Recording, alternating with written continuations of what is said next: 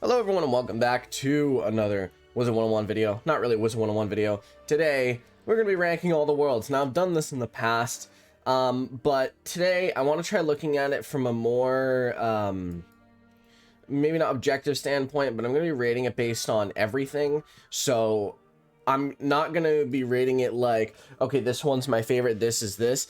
I'm going to look at each of the aspects of the world, so quests, graphics, and like music probably, and then rank it based on that, and that should let you know my opinions on every single one of the world. Do I look paler than usual, or is my camera just white balanced today? God, I look disgustingly white. Pasty boy. Okay, but as I was saying, that's what I shall do. I think that should be a pretty good video premise because it should show you my opinions on most of the worlds, which, you know, I definitely know I have some popular, unpopular opinions in here. So I'm trying to rank all of these, or I'm starting to put these in order real quick. That should be in order enough. Yeah, there we go. So let's start with Wizard City. Now this video is probably going to end up being about 20 minutes long if it goes the way I think it goes, but whatever. Basically, I'm putting them into a tier list. I think I'll try to rank it as well in the tier list, so you can kind of have a ranking as well of my favorite world to least favorite world, so you can kind of see. Yeah. All right, so Wizard City. Now music, amazing, nostalgic, but it's not as good as it used to be. To be honest, I miss the old Wizard City music, mostly because of the nostalgia. The new music makes me a bit sad because we can't hear the old music.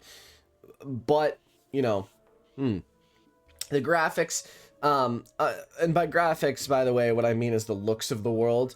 I kind of like the old one better because of the rustic feel, but at the same time, obviously the new graphics are pretty good. The only thing I would complain about is the fact that Firecat Alley makes my computer want to crash, so that kind of sucks. And obviously the quest line is iconic, fighting the enemies that have risen because Malistaire has kind of plagued them upon Wizard City because he doesn't, you know, because he has problems with Wizard City and Marleybone, and he wants to escape. Overall, Wizard City for me is a solid B tier. I really enjoy Wizard City, but I think I've done it too many times for it to really, really shine for me. I know a lot of people would think it either higher or lower. I think that this is a good ranking for me. It's where I would put it. Next is Krokotopia, which I know there's a lot of mixed opinions on this world and a lot of sour opinions on this world. I know that a lot of people dislike Krokotopia, but personally, it's one of my favorite worlds of all time. I think that Krokotopia is really fun. I think that the aesthetic's really good and the music is amazing. The music's probably my favorite part about it. And I definitely understand what some people say when they say it's a bit boring or annoying, like with the Crocosphinx. I definitely dislike the Crocosphinx, but honestly, I think that it's a really good world. It's not an S tier world for me, but it's definitely an A tier. Every time I come to Krokotopia, I just, you know, I'm happy. Like the music right now that we're listening to, because we're listening to Krokotopia, don't know why, I just put it on.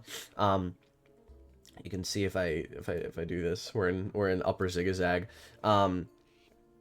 I think personally that the Krokotopia music, it just makes me really happy, and I think that Krokotopia in of itself is a very nostalgic world for me, and I really like it.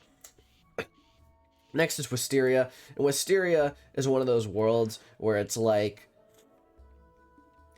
I don't feel too strongly about it in either direction. I mean, obviously, for that, I'm gonna put it into, actually, let me add a tier, add a row below, called F tier. But I don't feel too strongly about it either way. I think that C tier is a good ranking. I think that the music is really good. All these worlds' music is really good, but the quest line is fun, but a bit boring, and the aesthetic is really cool. I think that my issue with it is that it's very short, and it's kind of bland in a few places. Like Tanglewood Way, we only have like one quest in. You know, it's just a bit boring, in my opinion. A bit short is probably the proper one. It's not just boring, it's a bit short. So I'll put it in the C tier, where I feel like it's pretty decent. Next is Marleybone, and I think a lot of people disagree with me on this, but this is an S tier for me. I love Marleybone. Recently, I've done it more than I had in the past. Like, I've done it, I think, 4 times in the last 6 months, probably. And every time, it's just really fun. Its length is short enough that it doesn't feel like you're there for too long, but it doesn't feel like you're there for not enough time, like Wisteria, where you feel like it's too short. Marleybone definitely has a good length to it. The difficulty is good as well. It's not too overwhelmingly difficult, but it's not as easy as, say, some of the later worlds are, right? I think that it's a really good balance, and it's also before you have anything like Zeus gear or Buckingham Palace gear, because it kind of, you're going to be using Bazaar gear, which is lower tier and definitely is more well balanced for the game. And I think I really like that. The aesthetic is so good. I've always loved Britain's Victorian era aesthetic. This is more Edwardian era aesthetic, but it's definitely really good. The music is fantastic, and the questline itself is actually really fun as well. The beginning, trying to find, you need to, basically the quest line of it is that you need to get the Croconomicon because Malistaire wants it. You need to get it first, and it's inside of a sarcophagus in the Royal Museum. But the problem is that they won't let you get it, and you can't touch, you can't go into the Royal Museum stuff until you have permission, and to get that permission you need to clean the streets a bit, which is what the first section is. Second section is you chasing Meowiarty, and then the last section is Meowiarty's then gotten the Croconomicon, and you need to chase him up Big Ben. Obviously, you failed to get it ultimately because Malistaire's there. Malistaire takes it and leaves, but overall, really cool. Next is Mushu, and if you don't know, Mushu is one of my favorite worlds of all time. The aesthetic and questline is both fantastic. It's so good. Trying to save the Emperor, who's been poisoned, I believe, or plagued by the Jade Oni, is really fun. You need to get his weapon, you need to get 3 of his things. I forget what the other 2 are besides a sword, but ultimately that's what you are trying to do in Mushu, and you're doing most of this because you need the Spiral Key to Dragonspyre specifically, and the only one that has that Merle knows is the Emperor of Mushu, so you need to save him to get to Dragonspyre so you can finally face down Malistaire. Oh god, where is everything? Is that where everything was? No, scroll down. There we go. Perfect. I scrolled down accidentally. Mushu, for me, is above Marleybone in S tier. Really fantastic world. If you guys haven't done it recently, I suggest you do it again. It's a really, really fun world. And honestly, when I do it, I do all the side quests just because it's that much fun. Like, I never have any pains doing all the side quests because they're just fun. So, definitely Mushu, S tier, top of S tier. This is my ranking definitely so far of the worlds. Yeah, it's kind of funny how it's descending order so far. That's going to change with Dragonspyre. Dragonspyre, I think, right now, has a really good quest line. It's not too difficult, not too easy, and it's not too long either. It's at a decent place with its quest line. I think the problem is that it really needs an update on its aesthetics, because I feel like even Mushu looks better than Dragonspyre. And I think the reason for that is that Dragonspyre has that very, very bleak feel with all the charred rock, the lava. And I think it would look a lot better if they gave a treatment similar to Wizard City. I think it's one of the worlds that needs it the most. I don't even think Krokotopia really needs it as much as Dragonspyre does. Neither does Marleybone. I think Dragonspyre is the one that needs it the most. So, for that reason, I'll put Dragonspyre probably below Krokotopia, but it's definitely still high up there. I really do enjoy doing Dragonspyre. I just think that the issue it has is its graphics. The music's fantastic, questline's great. I do enjoy doing it, but it does get a bit bland after a while. It's also kind of difficult to look at, if you know what I'm saying. Next is Aquila, and Aquila for me is actually a really good world. I really like the 3 dungeons. I like that they give good gear, unique gear, and I really like the Greek god aesthetic type of vibe. I would definitely put this probably above Krakatopia, because I really do enjoy being there. It's difficult, but not difficult to the point of agony. Tartarus might be a bit closer to on the agony scale than the other two, but still, it's very fun. They give good gear throughout all of those levels, 30, 70, 90, and overall, I just think it's a really good world. The music is great. It's probably some of the best creative music in this game, in my opinion. And honestly, it's just really good. So that's where I'll put that. Next is Grizzleheim and Wintertusk. Now, I kind of wish these weren't put together, but I'll try to rank it overall. I think Wintertusk would be closer around Aquila, and Grizzleheim would be, I guess, similar, but probably closer to Wizard City. Like, Grizzleheim would be above Wizard City. Wintertusk would be below Aquila. But on that scale, I'm going to rank it so that it's, like, right there. I think the reason why, if you want my reasoning, the music in both is great. The aesthetic in both is great. The problem is the quest line. The quest line in Grizzleheim is good, but it's a bit too long and doesn't give enough XP at all. Even for the level, like, right, Grizzleheim unlocks at level 20. Even at level 20, the XP it gives is still low. Let alone when you're actually going to do it, probably closer to 40. Even in Ravenscar that you can't unlock until level 40, you're still getting only in the hundreds of XP. I don't think any quest even gives over 1,000. I mean, you can correct me if I'm wrong there, but it's painful. Then Wintertusk, on the other hand, is kind of the opposite. The enemies are extremely difficult, like extremely difficult for that level, but the XP is immense, which is why I'd rank it where it is. I think that it's at a really good place. I think that what KingSile really needs to do is make Grizzleheim give slightly more XP, only slightly. Like, it doesn't need a huge buff, but if it gave even double the amount of XP it gave, it still wouldn't give the person doing it that many levels, but it would still be enough where it felt like it was meaningful, which is why I disliked Grizzleheim to begin with, because it doesn't feel like there's a reason to do it besides Wintertusk, right? So that's that. I think that that's where I'll put that. Obviously, I'm going to put this disclaimer in now. Let me know if you disagree with any of these. Let me know if you disagree with certain opinions, because I know that someone will, and I want to hear your opinion on it. Feel free to, like, argue with me in the comments. I mean, do it respectfully, but I will, type back what my opinion on what you're saying is, and, we can have a nice little discussion down there. Next is Celestia, which personally I actually like more than I used to.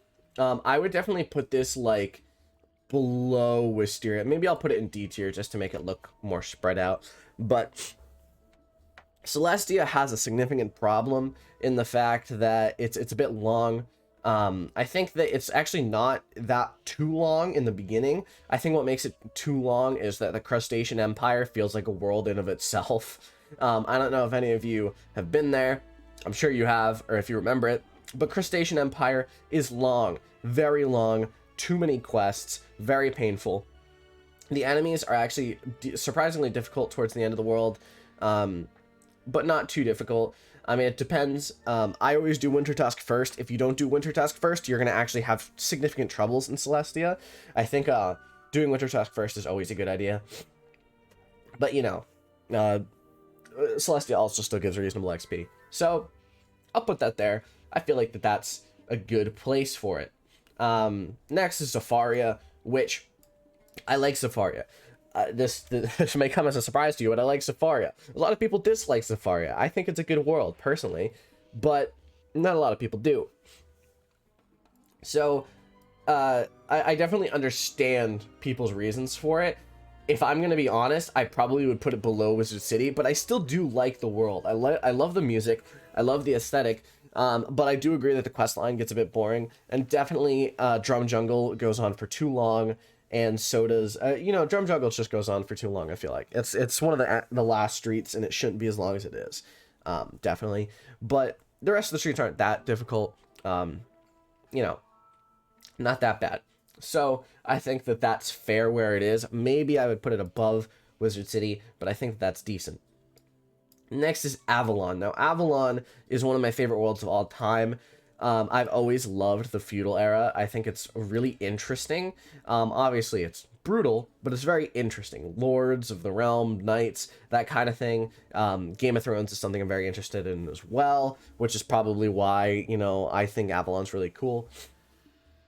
I think the only difficulty with it is that it is a bit difficult of a world, but I think that it's actually rather rewarding. I mean, you can just double fate, triple blade, and probably kill anything there, no matter what school you are. But I think it's a decently well-made world. I would definitely put it up here, probably above Marleybone, below Mushu for me. But it's a really good world. Before I go into the next one, let me blow my nose real quick, because I'm very congested. All right, I'm back. Very much less congested now. I was in a painful state, but here I am. So next on our list is Azteca. Now, I would like to say I have differing opinions on Azteca than most people. I don't think it's an awful world. I mean, it's definitely a long world. It's overly long, way too long, but it's not that difficult anymore, which definitely changes everything. I would still put it below Celestia, I think, but do I want to put it below Celestia? You know what? I'll put Celestia up a tier and then put Azteca there. It's definitely no F tier for me. It's not the worst world in the game. There's definitely worse worlds, and I think that it's fair where it goes. I think that the main issue with it is too long. If King's Isle even managed to cut it down to about 3/4 of the length, it would be a lot better. So I'll put that there. But I would like to say, I have completed Azteca in one day, and it's not the most difficult thing in the world. And in one day, I mean about 10 hours of questing, maybe, give or take. Now, obviously, that was duo questing, because solo questing would be a bit longer than that. But even solo questing, I don't think it's as difficult anymore. I think what changed is the 20% health reduction and the crit update. It changed a lot. I think that it's fair where it goes. Next is Chrysalis, and I'm sorry if you like it or if you think it's a good world. Excuse me. But this has to be the first F tier for me. I think the issue with it, and this is the most major issue, is that it's so long. It's so disgustingly long, and is still relatively difficult. It's definitely more difficult than Azteca. The problem with it, though, is definitely its length. It's even longer than Azteca. It has, I believe, Azteca has about 240 quests or something. Chrysalis has 277. I completed it recently, still didn't change. The music was good for me, but then I had to listen to it for about 30 hours, and I no longer like the Chrysalis music. I mean, if you know my Wizard101 Let's Play series, one of the only, I mean, up until later on and now, one of the only major breaks I took in it was actually was when I was in Chrysalis. I got through a bit of Chrysalis, and I just couldn't work up the motivation to quest daily anymore. I still upload it daily, but I couldn't work the motivation to make that daily video a Chrysalis video. So that's that. I think that that's fair where that is. Personally, it definitely, I know people think that it's a good final world, the arc. I definitely agree with that. I just can't motivate myself to put it higher. I think that that's fair. Next is the Tale of 4 Dungeons, and I actually like this. I like every single one of the 4 dungeons, actually. I think Chemolog Village is a cool idea. It's interesting. It's in Mushu. Buckingham Palace is really good, drops really good gear, and is actually a fun quest line. Zigzag obviously drops the zigzag robes. I've never really gotten the zigzag robes. I don't think I've had any wizard with the zigzag robes, actually.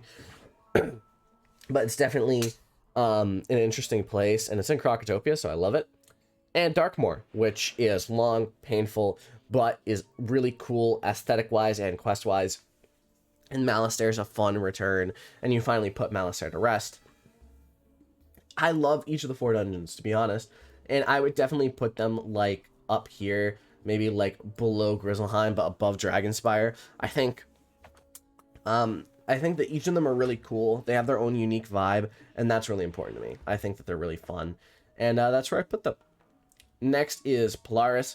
Polaris was one of the best worlds in this game, in my opinion, because it was a really good return, and it was a good return to pace, right? Because Chrysalis was extremely painful, extremely long.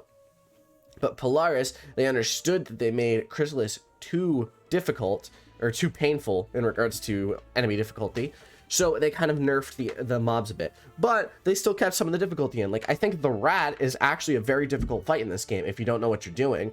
I think that's important to note, is that the difficulty in this game goes up in certain places, like the rat. The rat is actually difficult, and the last bit of Polaris is definitely more on par with Chrysalis than the beginning is, and I think that that's important to note. But I love Polaris. The aesthetic and the questline are so good, and I would even do I put it above Avalon? No, I won't put it above Avalon, but it's definitely up there in the S tier for me. I really, really like it, and I think it's a good world overall. So I think that's fair where it is. Next is Mirage. I actually really like Mirage. I like the aesthetic. I think I really like desert worlds. I've noticed that. Deserts are really fun in this game. The only exception would probably be the Conda Desert and the Chrysalis, mostly because the sand is gray and it looks boring. But Mirage is definitely really cool. I would put it probably up here. Sorry about that. Obligatory sneeze. I would probably put it up here. Maybe above Wizard. Oh god, I had to sneeze twice. Probably above Wizard City, maybe. You know what? No, I actually enjoy this probably more than Dragonspyre as well. I would put this up here, around here. I think Mirage is a really fun world. One of my favorite characters in it is Ozymandias. I think he's a really good character in the game generally, and he's based on the poem Ozymandias. I don't know if you've ever read it. I have. I thought it was really cool. I think the only issue with it that I can remember is that it's a bit difficult, but obviously it should be difficult. You know, it's one of the last worlds in the game so far. So I think that's fair. I like that placement of it. I know some people disagree with me. I think it's really good up there. And I think that Mirage was a really fun world to do. I want to do it again sometime soon, honestly. Next is Empyrea. Empyrea, for me, was boring. That's the issue. I found it boring the entire time, and I just didn't get into it. I think it was the very dark aesthetic of the world. I hate bleak worlds with a passion. As you can tell, Chrysalis is at the bottom. It's very bleak. You could tell that some of the more bleak worlds are actually lower. Like Azteca is decently bleak as well. In some places, don't get me wrong. Azteca is very beautiful in others. I just don't like it. I think E tier is where I'd put it. Maybe E for Empyrea, I don't know.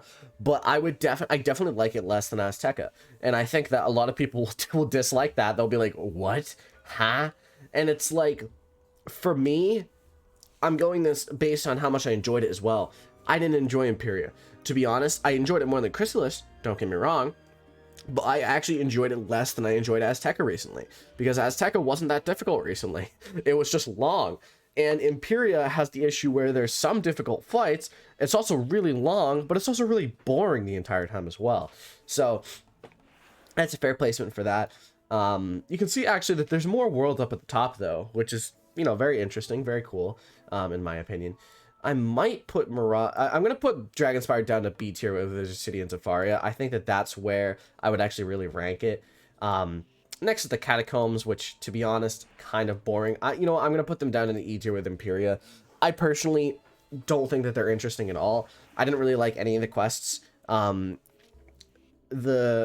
whole area itself wasn't that interesting. It's not really a world, but I don't find it to be that interesting. The Dragoon gear is horribly unbalanced, as I've mentioned in the past. And I think overall it's just not that fun. I mean, detritus runs are just annoying because you can get people who don't understand what they're doing, and I hate people who don't understand what they're doing. But that's beside the point. I think that that's a fair placement of that. And we're moving on to Caramel, which Caramel is one of my favorite worlds in the game. I think they did a really good job on this new world. I think the quest line is incredibly interesting, the enemies are interesting, and the plot twists are interesting. If you're interested in the story, I'm not going to spoil it for you, but I definitely would put it up here, probably next to Polaris and Avalon. I think that Caramel was a really, really good world, and committing eco-terrorism was really fun. So, You know, it showed the horrors of capitalism, which is something I never thought I would say about Wizard 101. So you know what? That's that. Ranked all the worlds. I don't really talk about, I didn't really talk about the music towards the end, but I think I stopped talking about the music around Chrysalis, but that's mainly because, you know, it's off and on for me. Polaris was really good music-wise. Mirage was as well. Empyrea, I couldn't tell you the music. Catacombs had the like kind of circus type music, whatever. Caramel had pretty good music as well. I really liked that and its vibe. But you know, I obviously was ranking them based on like quest line and aesthetic as well. So I think that this is fair. I think that some things have changed since my last one, but I wanted to remake this now because A, I have more people watching me now. B, I know that some people will be interested in this and they're interested in what my opinions are. So if you watched this far, drop a like, hit the sub button, and I don't know, leave in the comments like, what's an interesting phrase? I don't know, eco-terrorism pog? Yeah, eco-terrorism pog. Write that in the comments if you made it this far. But I don't think anyone is going to make it this far because it's 26 minutes in. So, prove me wrong. Drop a like, hit the sub button. See you in the next video. Thank you all for watching. Again, let me know if you disagree with me. I want to know your opinions. So, see you then. Have a fantastic day.